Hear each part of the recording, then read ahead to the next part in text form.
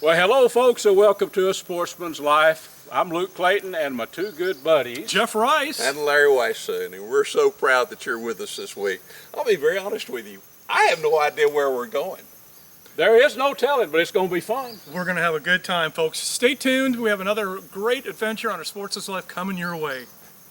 Hi folks, it's your old buddy Luke Clayton, and welcome to our outdoor show today. Jeff Rice is going to be with us in a little bit. I thought I'd kick the show off right here at Camp. This is a little cabin right here behind my house out in the trees where I do a lot of my writing and radio stuff and just get out here and hang out. I do a lot of outdoor cooking right here too, folks. We're going to make some camp cornbread. And if you track with me, it's something anybody can do, but there's a utensil that you're going to need to do it like I do it. You ever seen one of these? That's an omelet maker. This one belonged to my uncle, and I've had it since 1964, when I was 14 years old. I have made more cornbread in this than you can imagine. We'll take some close-up shots of this in a little bit, but it's basically an omelet maker. You put your batter in the bottom, shut the lid, and cook it for about 8 minutes on one side. You can look and see when it's getting crispy. Then you flip it and cook it on the other side. We've got a camp stove out here that we're going to cook this on.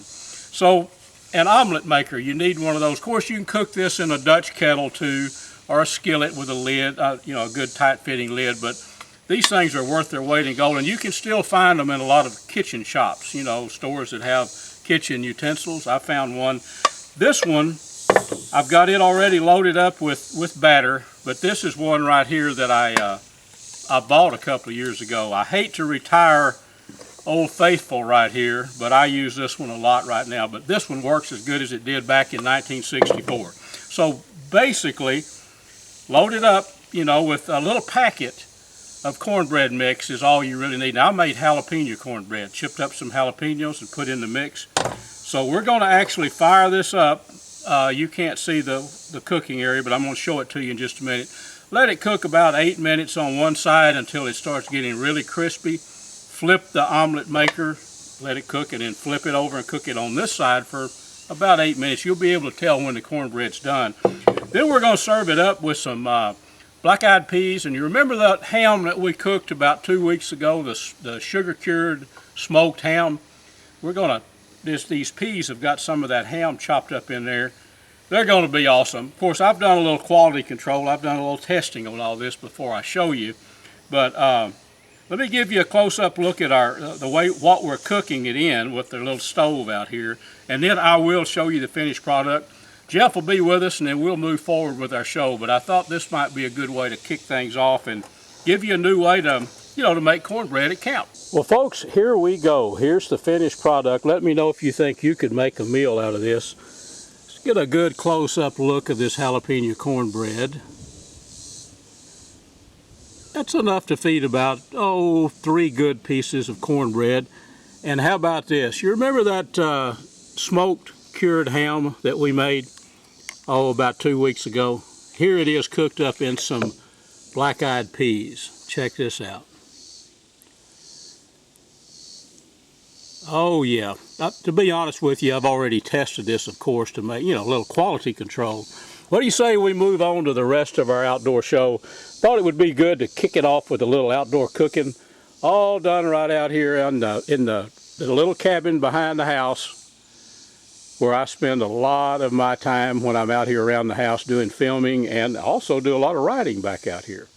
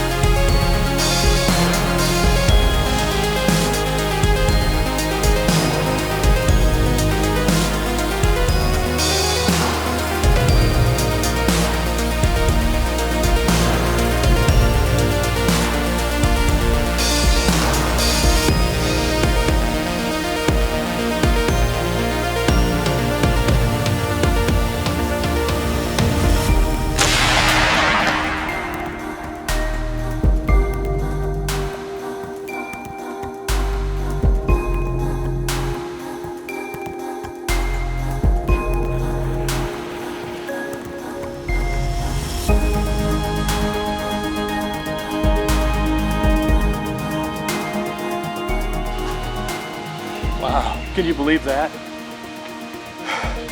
Dropped in. Folks, good morning. Welcome to A Sportsman's Life. We are sitting out here on a beautiful end of May weekend, and probably in the upper 60s. Beautiful, beautiful morning. I knew these hogs were coming in. As you saw there, I flipped the picture of the this hog coming in from the trail cam there, and that's the nice thing about these trail cameras is we know exactly when these hogs are coming and going. So got us a nice nice ham on the ground down there, so we're gonna go out and check it out. But let's talk a little bit about what we shot him with. This is the AirForce Airgun's Texan 45 carbine. And let me tell you, friends, these are amazing guns. For an air gun, you can air this baby up. You get 3-4 shots. All we needed was one.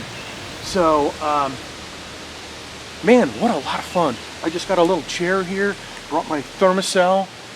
Really, I don't think there's any mosquitoes anyway. There's a nice breeze this morning. So we thought we'd come and sit. You know, we're sitting at this old tree here. You've seen Luke shoot 3 or 4 hogs from this spot right here. I think this is Luke's favorite little spot. But you bring a little chair, sit down here. You're 45, 50 yards from the feeder. It's an absolutely perfect spot. So we saw some deer this morning. Of course, we got some trail cam pics as well, as you saw there. And man, just an absolutely gorgeous morning. So stay tuned, folks. We've got a great show coming up again for you this week here on Our Sportsman's Life. Just out having fun, living the dream. Texan 45 carbine AirForce Airguns. Get you one of these guys. They're great guns. They're just a lot of fun to hunt with. Let's go check out that hog.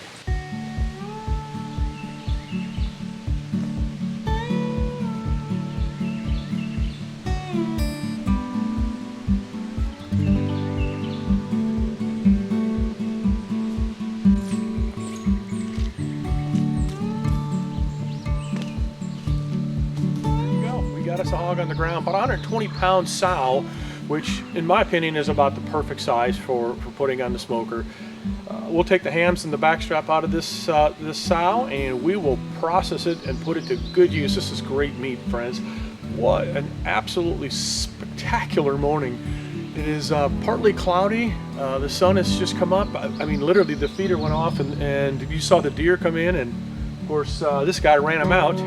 And she wanted her fill, but she took a bullet from the AirForce Airgun's Texan 45 caliber carbine. This is a great little gun. I tell you what, did an absolute perfect job on that sow. Sneaking out like this and doing a quick morning hunt. We've got the Memorial Weekend coming up here and a lot of things to do, family fun and other things, but taking the time to just slip out. I mean, I wasn't out here an hour. My wife's still sleeping, and it's early morning. Feeder went off, deer came in, hogs came in, and well, we got an opportunity of taking a perfect specimen for the smoker, which, by the way, will go on the smoker later this afternoon. So, folks, stay tuned. We got a lot of fun and exciting stuff coming up on A Sportsman's Life.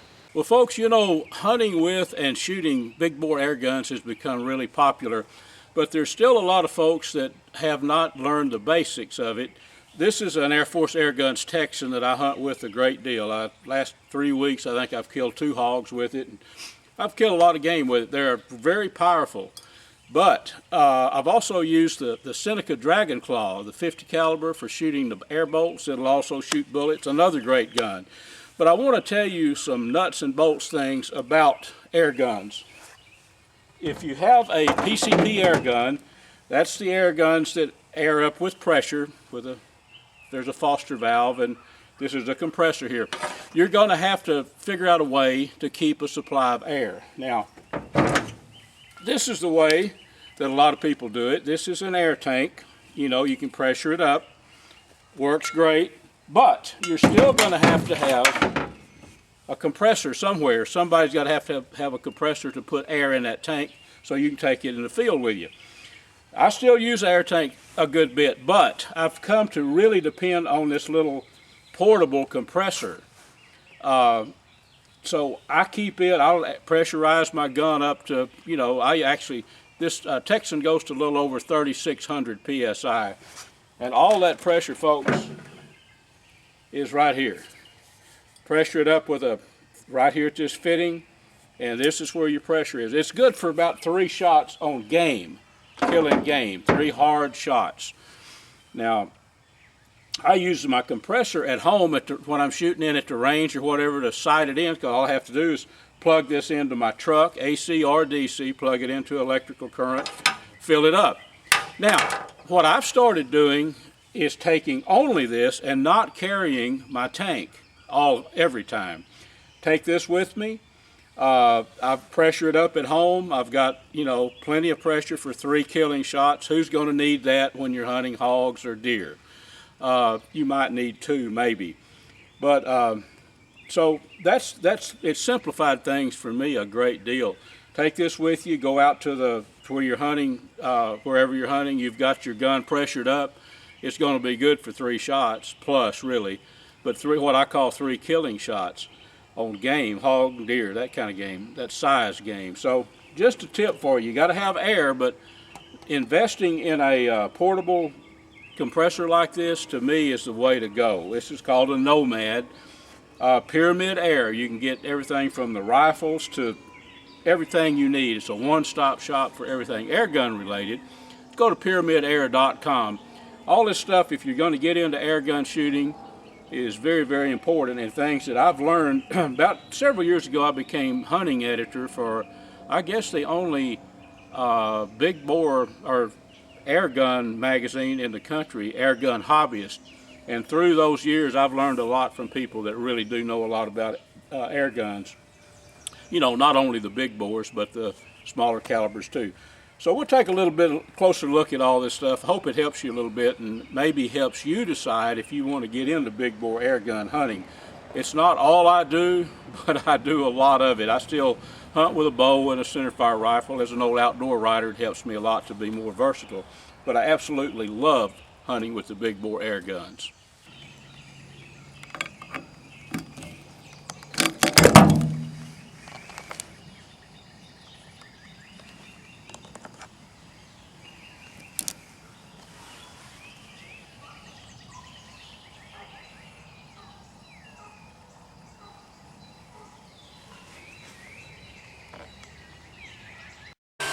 Okay, folks, you can hear that Nomad running. It'll take it maybe several minutes to pressure this air rifle, this big bore, up to, I'm going to pressure it up to about 3,300 right now. You can pressure them up to 36, as I mentioned before. Here at Double Nickel Taxidermy, probably hear taxidermists working in the background occasionally, but with John Wilson with Double Nickel Taxidermy, as I said. And John, right now we've got a lot of folks getting ready to go bear hunting. Unfortunately, we can't get into some of the areas in Canada right now, but there are bear hunts going on here in the States, particularly up in Canada.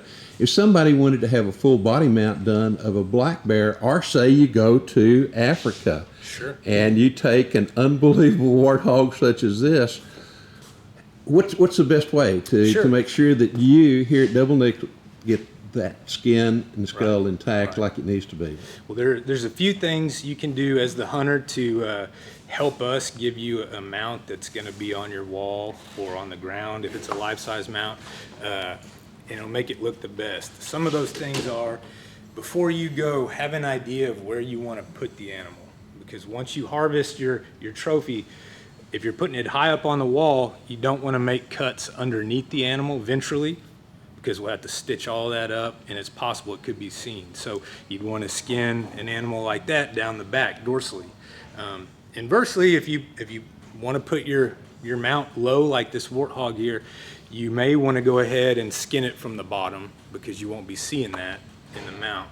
Whereas if you skinned it down the back, it would be showing. So little things like that will produce a better mount for you, and you'll be much happier and pleased with it at your home. So those types of things, good pictures, for example, this warthog, having reference pictures, the size of the warts, what the tusks look like, anything like that you maybe not necessarily would do for a shoulder mount, those little details will come into play, and having a general pose picked out is always good prior. That may help you with your shot placement in the animal to hide any damage that may occur from the bullet wound. And John, you can go to your website too sir. to learn more about this, can't you? Yes, sir. Yes, sir. Our website is doublenickeltaxidermy.com, all one word. And our phone number here at the shop is 830-237-9481. We'd be happy to answer any questions you might have. Thank you very much. Yes, sir. Well, folks, thanks again for joining us on this week's show. Another fun and exciting adventure. Starting at the beginning of the show, we had no clue what we were going to do, but we came up with something. We had a whole heck of a lot of fun, didn't we, boys? I'll say yes. Always. Always. I'll say we had a great time, but I'll say this. I wish we were staying around a little bit longer today. No doubt. So remember to watch us next week right here on a Sportsman's Life. And a special thanks to these fine sponsors: AirForce Airguns, B&B Charcoal, Dallas Safari Club, Hornady, Pyramid Air, Nielsen Specialty Ammo, Sightmark, Smokin' Tex, Snap Block Hunting Blinds, Texas Raised Hunting Products, and Striper Express.